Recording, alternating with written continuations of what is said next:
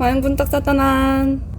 Bago lang ako nakakatun og how to read the time, ang oras.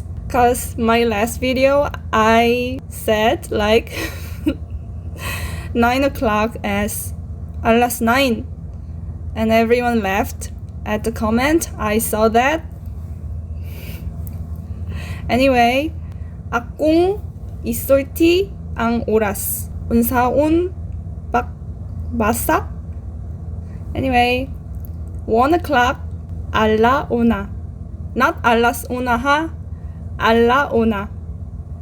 2, alas dos. Alas tres, alas cuatro, alas cinco, alas seis, alas siete, alas ocho, alas nueve, alas diez, alas once, alas doce. Well done! Sisiu kayo, uy! Anya, if you want to say 1:30, then you can say... What was that? Unsa? Kalimot ko.